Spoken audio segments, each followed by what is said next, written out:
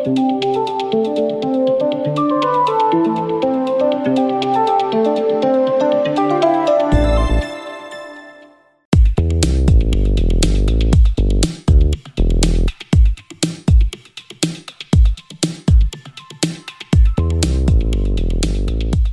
next speaker is Kevin Teplitzky. Hopefully many of you have had the opportunity to meet Kevin through his classes at In Motion. He is the director of the Cleveland Music Therapy Company and has worked as a music therapist for over 10 years, helping those with Parkinson's plus many other specialized groups. He's going to give you insight on what exactly is music therapy and how it can help you in your daily life. So, welcome, Kevin. Thank you.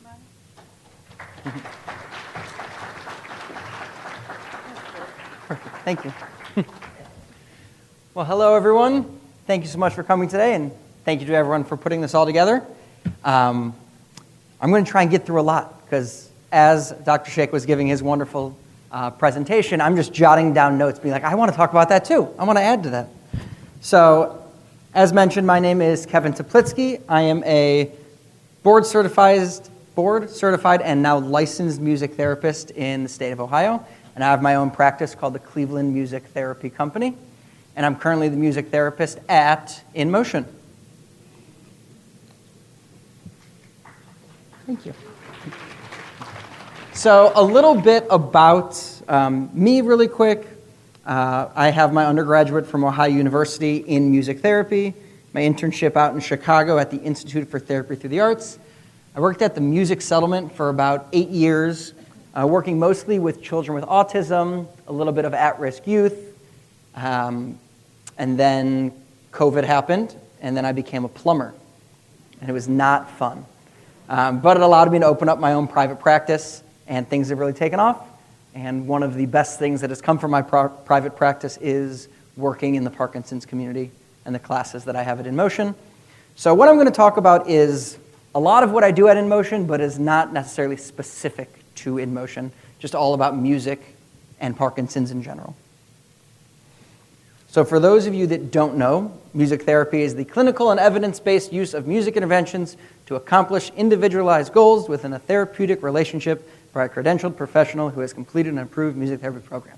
Sorry, it's a bit wordy, but I know that in terms of medicine, or even alternative medicine, music therapy is still a fairly new field. Not really, coming to fruition in the 1960s and really taking off in the 80s, 90s, and even today. Music therapy is not. I'm not going to read all of these. I want to say that everything on this list is fantastic and is a wonderful therapeutic use of music and beneficial to you and everyone that is touched by it. It may not necessarily be music therapy, but they are still wonderful things. So please, I am not knocking any of these things, but I like to just kind of show what is music therapy and what is not music therapy. So, before I continue, I'm going to leave that one up. We've been sitting for a while. I'm not going to ask you to stand up, but I want to do some quick stretching, because we are also going to do some singing. I can't talk about music without having us do some music. So I want to do a quick stretch to kind of expand our lungs and get ready to sing. Because I see a lot of us, including myself, are slouching like this, or maybe we're slouching like this. So if you can comfortably sit up, feet flat on the ground, and off the back of your chair, if it's comfortable. If you want to slouch, you go ahead and slouch. Be comfortable. So take a big breath in through your nose and reach up high. Reach a little bit higher than you thought you could, and blow it out. We're going to do a few more, really, to get our lungs to expand.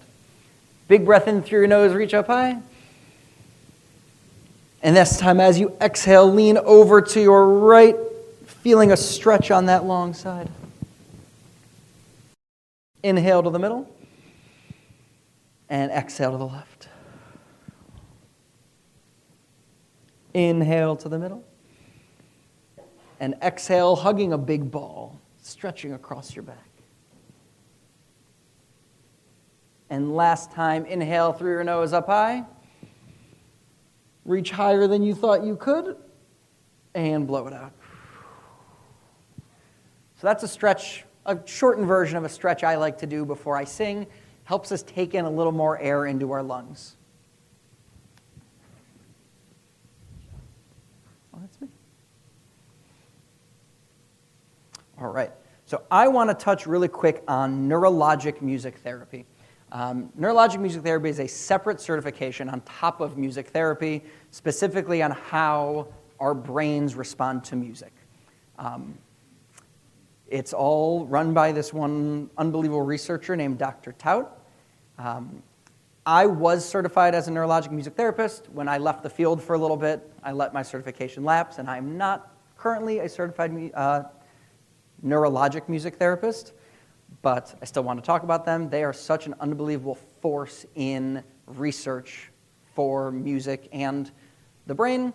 A lot of their research has been specific to stroke, but that is just another brain disorder, and a lot of the research is applicable to other areas.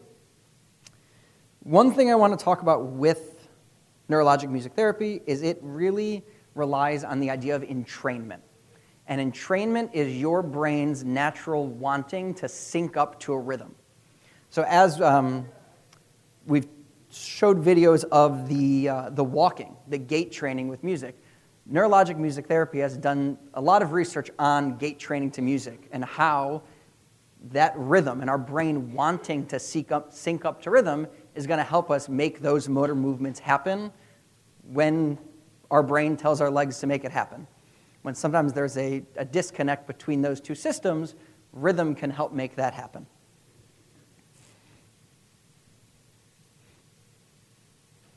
One more quick thing about that. Someone asked a question about non-rhythmic music. So much of the research is in rhythm because we're working on our brain's natural wanting to entrain to rhythm, and it helps make those neuron connections stronger when paired with rhythm. In terms of non-rhythmic music, so far the best research is in preferred music. A lot of what I talk about is going to be, yes, all music is great, but you are going to respond better to the music that you like. If I came up here and started playing, I don't know, Elvis? No, polka. Oh, polka. Yes, that will probably do better in this room than if I started playing Justin Bieber. I don't know, maybe not. Some of you might like Justin Bieber. All right. So one reason that music works so well is that it activates so many different parts of your brain all at once. When you are listening to music, it is not just your auditory system hearing music. Every part of your brain is lighting up. The motor areas of your brain, the emotional parts of your brain, the memory parts of your brain, short and long term. That is why music can be so powerful, is because it is so impacted in so many areas of your brain. And that brings us to a big buzzword, it's neuroplasticity. So that is your brain's ability to adapt, to change, to learn. And we do that through music by, as I said with rhythm, strengthening those neuron connections. The more that we work on a skill, especially when paired with music, with that entrainment, those neurons are going to fire together, and the goal is that they will wire together, and that is your brain learning or relearning or re-strengthening an area that might be damaged or needing to work on. But most importantly, one thing I want to keep talking about, or I'm going to say it a lot, is I'm going to say all these science-y words, just like Doctor did. But most importantly, music is really fun. And having fun feels good. And we all want to feel good. So as I talk about entrainment, neuroplasticity, and all this stuff, remember that music is fun. And you don't need to be good at music to have fun making music.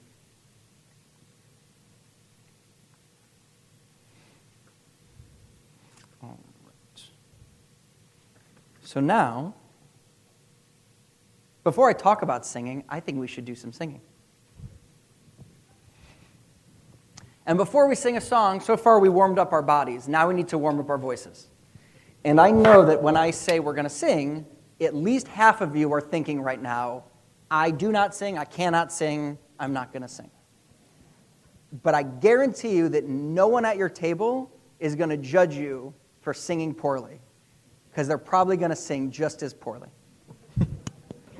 I was never a singer, and now I lead multiple choirs. So it's not about singing the right notes. It's about feeling good and playing music together.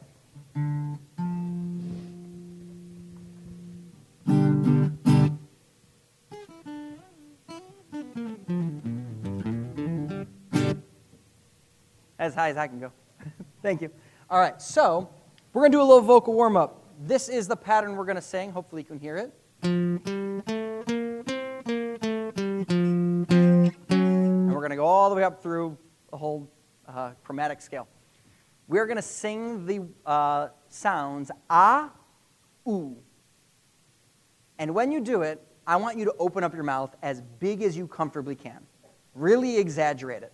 If it feels silly, do it even a little bit more. All right? And what I want you to think about is lifting that upper palate. Not so much dropping your jaw, but the idea of biting an apple. Everyone take that imaginary apple and take a big bite. That's the feeling that you want to do as you sing ah, oo. Let's try it. 1, 2, ready, sing. Ah, ooh, ah, ooh, ah, ooh, ah, ooh, ah. Even bigger. Ah, ooh, ah, ooh, ah, ooh, ah, ooh, ah. Ah, ee. Ah, ee, ah, ee, ah, ee, ah, ee, ah. Ah, ee, ah, ee, ah, ee, ah, ee, ah. Ee, ooh. Ee, ooh, ee, ooh, ee, ooh, ee, ooh, ee. One more. Ee, ooh, ee, ooh, ee, ooh, ee, ooh, ee. That was fantastic. Nice singing, everyone. One of my favorite parts about it, thank you, it was just a warm-up. We'll sing songs soon. Even just in a warm-up, it was so great to look around the room and see how many of you were smiling, just singing together. I'm sure that most people in this room don't get to sing together in a group very often, and doing it just then, just singing vowel sounds, made a lot of you smile. So whatever the music does for you in your brain that's going to help with anything in your life, first and foremost, it made you smile. So when thinking about, put that guitar down. So singing does a lot of great things to our body, to our brain, things that we might have to work on when talking also, but it's a little more motivating when we're singing. Singing is a little more fun than just talking. So it requires us to work on a respiratory control. It requires us to breathe a little more than we have to when we're singing, or when we're speaking. And then volume. Again, music is motivating. It is more fun.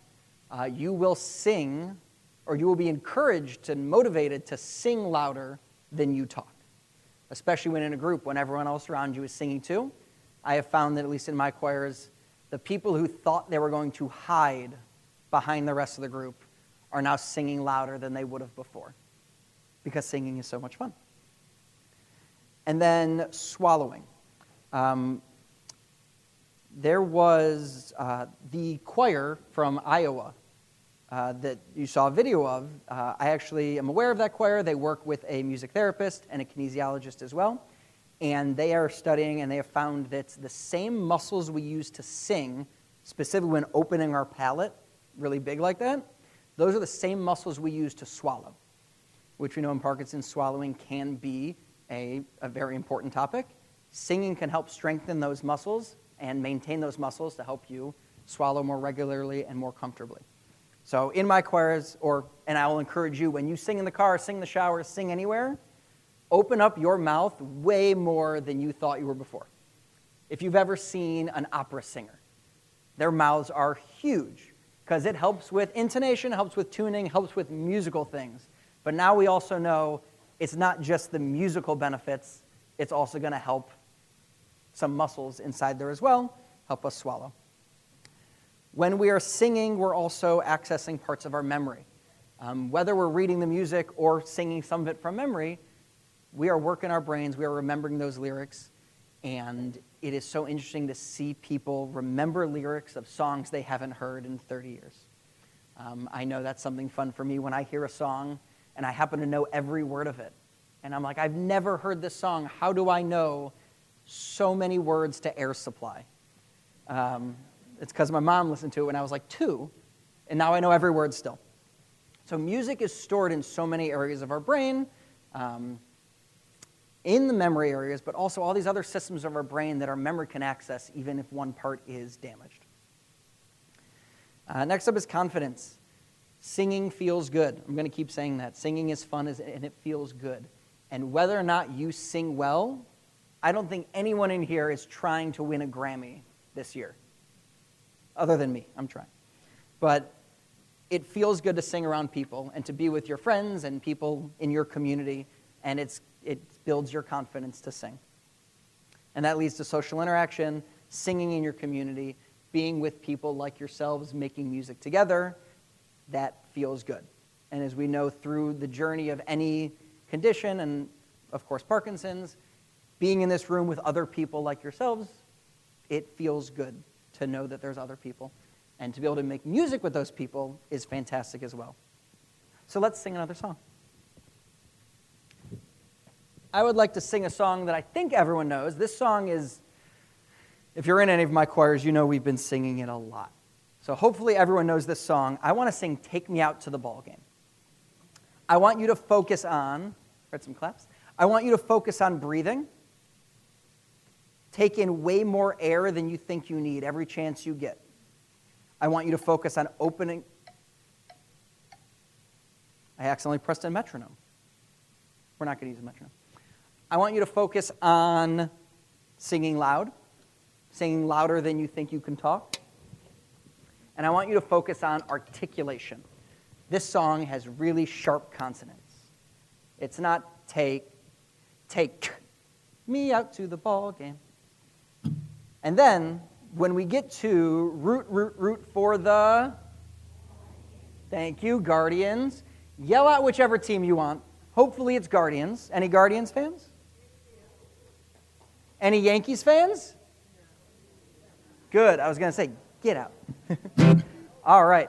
So let's try and sing a little bit. Remember to sit up tall if you comfortably can. Take a big breath. I'm going to count you in. I'm going to raise the key. I'm going to give you your starting pitch. Can everyone hum this note?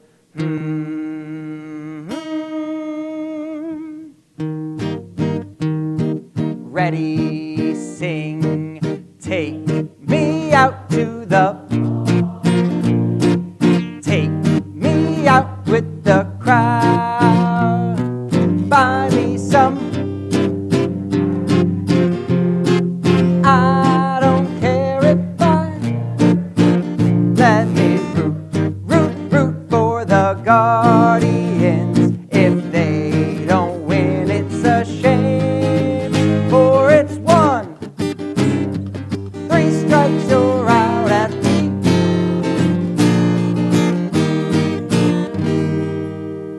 Very nice, everyone. You're all welcome in my choir anytime.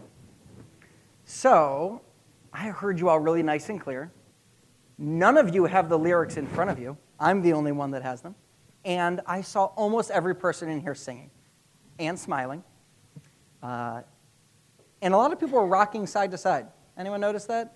Take me out to the... That's entrainment. A lot of you doing that, you were not doing that on purpose. That is your brain going, I like this rhythm, I'm going to move to it. So similar to dancing, your body's motivated to move to rhythm, and it helped us stay all together.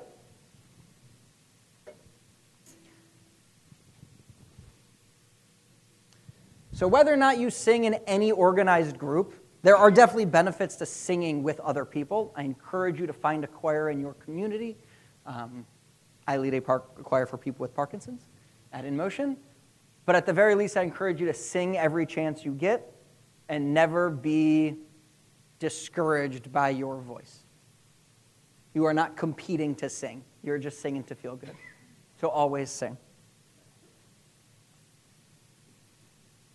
Next, I want to talk about drumming.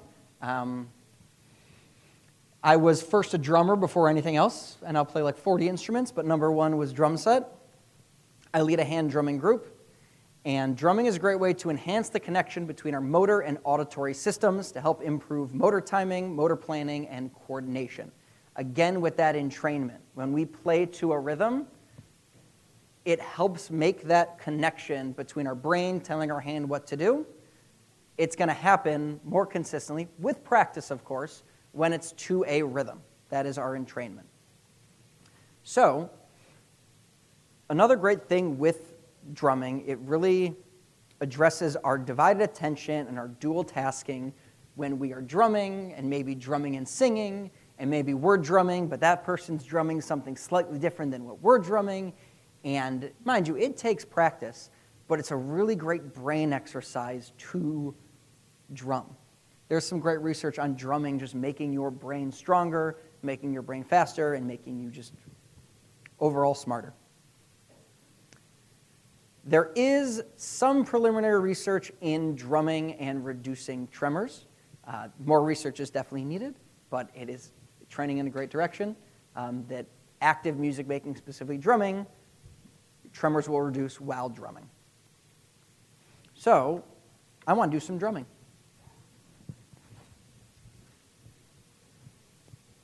I'm going to sit up here.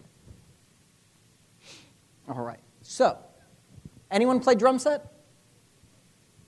Got a couple? All right, wonderful. Saw some hands in the back. We're going to learn to play drum set right now. So everyone, right hand on your right leg. We are going to play eighth notes all together. I'll count you in. 1 and 2 and ready and play. And 1 and 2 and 3 and 4. 1 and 2 and 3 and 4. Now add your right foot on beats 1 and 3.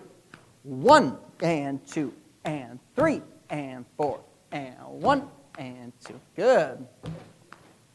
Now add your left hand on 2 and 4. 1 and 2 and 3 and 4 and 1 and 2 and 3 and 4 and stop. All right, a lot of people got it. It was tough for a lot of people. Just like anything else, it takes practice. The more you practice it, the easier it gets and the more you can do with it. But that's that motor planning. Telling your brain, telling your hands what to do. And we're not just telling everyone, when we did that right hand, every single person in this room got it. And we added that right foot, that made it a little harder. We got 2 limbs going on. And then when I added the left hand, that was tricky, right? I want to make it just a little bit harder. Because when you've seen a drummer drum, they're not drumming like this most of the time. They're drumming like this. This is really good for our brains. So this is crossing midline. So middle of your body. Simply put, and I hope I'm saying this right, I always think I know a lot about the brain, and then I hear someone talk about the brain, and I'm like, I don't know anything about the brain. But then music comes up, and I'm like, I know music. This side of your brain controls this side of your body, this side controls this side. When you cross your arms, and now this side of your brain is controlling this side, but your arm is on this side, it doesn't confuse your brain, but your brain's working a little bit harder to do what you were just doing. More neurons firing. More neurons firing means your brain's working harder, means more information's going, and those neurons that fire together, wire together, and it's going to make our brain stronger, or possibly, if we are thinking of brain regression, regress slower. So now, put your left hand on your right knee. Put your right hand on your left knee. We're going to forget about our feet for a second. All right? So let's start with eighth notes with our right hand. 1 and 2 and ready and play. And 1 and 2 and 3 and 4. Now add your left hand on 2 and 4. 1 and 2 and 3 and 4 and 1 and 2 and 3. If you want to, you can add your right foot on 1 and 3. 1 and 2 and 3 and 4 and 1 and 2 and 3 and 4 and stop. All right, pretty good try. This shouldn't be any harder than this. but our brain's going to work a lot harder to make it happen. If you have a drum set anywhere in your family, you can do what we just did. That's called the classic rock beat. It fits with like 90% of the music you've ever heard. I encourage you to play a drum set. Drumming is so good for our brains, for our motor skills, divided attention. They're just working on so much movement and rhythmic moving. There is some research I need to be more familiar with the relation with drumming and walking, because walking is so rhythmic, just 1, 2, 1, 2. A lot of drumming is bass drum with your right foot, hi-hat with your left foot, and those are going 1, 2, 3, 4. So there is some early evidence that drumming is going to really help with so many movement disorders.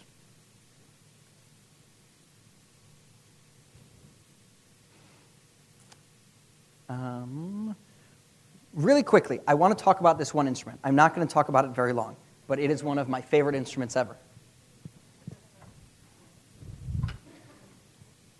This is called a melodica. Jean-Baptiste, if anyone's familiar with him, he is a big fan of the melodica. This is an air-powered piano. Keys look just like a piano. They don't make any noise until I blow into it.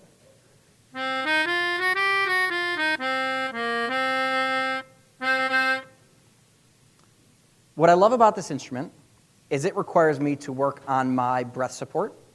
Not only breath support, but breath control. Because if I blow light, it's going to be quiet. If I blow harder, it's going to be louder. So that instant feedback of how much air am I putting out?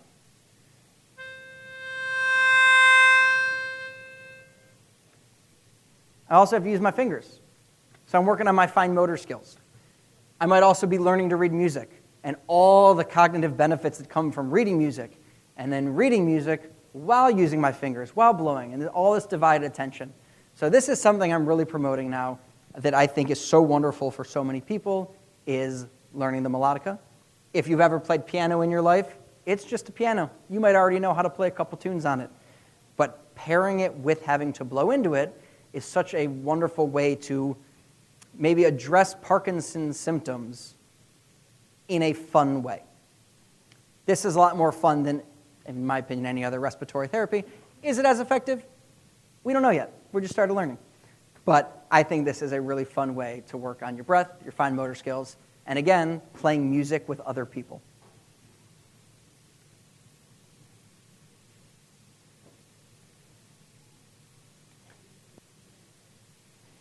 So, to wrap up all those different benefits I've talked about between the singing and the drumming and the melodica and just making music in general, I'm not going to read them to you. You see them here.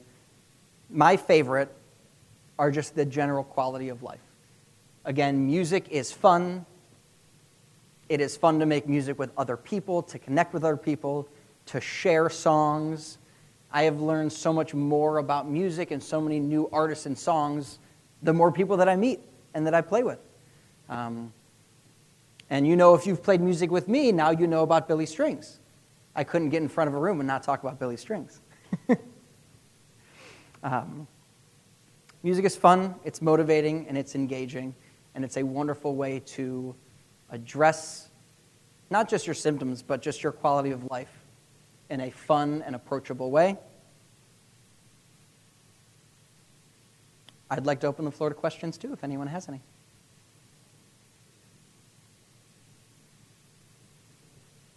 Oh, I guess we need the mic.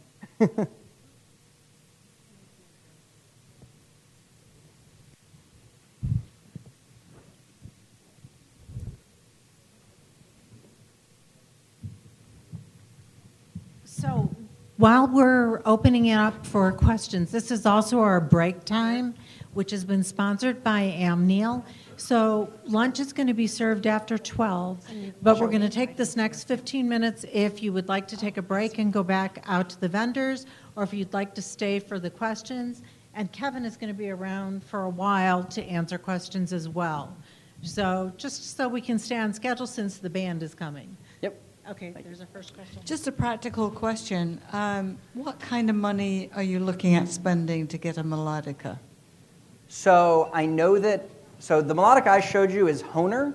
They actually invented the instrument. A Hohner melodica is like $75, but there are decent melodicas on Amazon for like $25.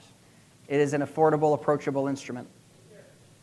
Oh, there's one on the screen now. So yeah, on Amazon you can get them for $25-ish. I like the Hohner one. They invented it. It's such a fun instrument. I recommend it. A little bit about the background of the melodica. How Sure. old is it? Where did it come from? Sure. So the melodica was invented, I believe, in the 1950s by Hohner, who is also a company that's been making the harmonica for like 200 years. If you open up a melodica, it's basically a harmonica. It's a mix between a harmonica and an accordion. So instead of a bellow, you have to blow into it, but it still has the reeds just like a harmonica would.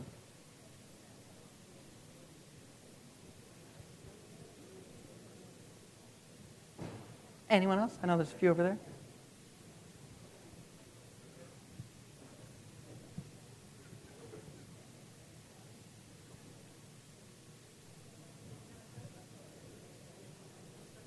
Oh, over there.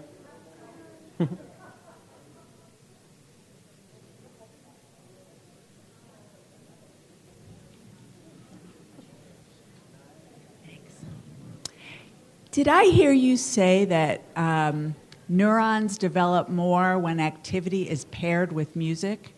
And if I heard that correctly, can you please talk a little bit more about that? Sure. So what the music is doing, the entrainment, is it allows, or mind you, with practice, and I'm not saying it's something that is groundbreaking and changing the world right now, it's still very preliminary, but with the entrainment, your brain has this natural wanting to match up with it. So if you're pairing specific movements with rhythm, there is this, I don't want to say increased probability, but more consistency of those movements happening in time. And because of that, those neurons are firing more frequently and stronger. So there's a lot of great research with, as I said, the neurologic music therapy in terms of gait training or speech production, and all of it is based on entrainment. Everything is to a specific rhythm and a consistent beat. Yeah, I am. We go shopping, and certainly I start to sing. The glory, glory, hallelujah, you know. I don't know why. Is that normal? Yes. I sing everywhere I go.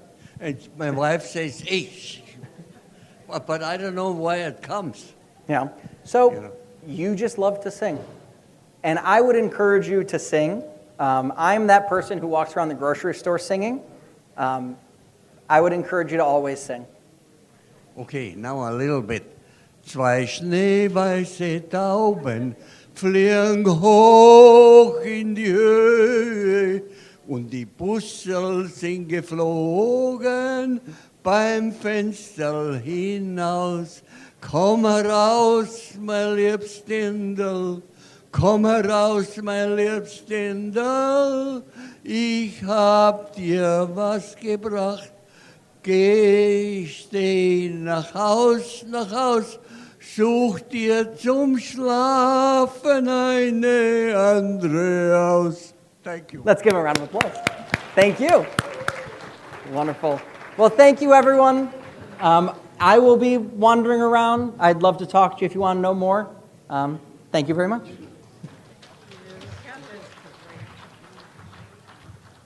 Kevin, thank you so much. That was so interesting. And our day of music continues. And I think the most important thing he said is this is supposed to be fun.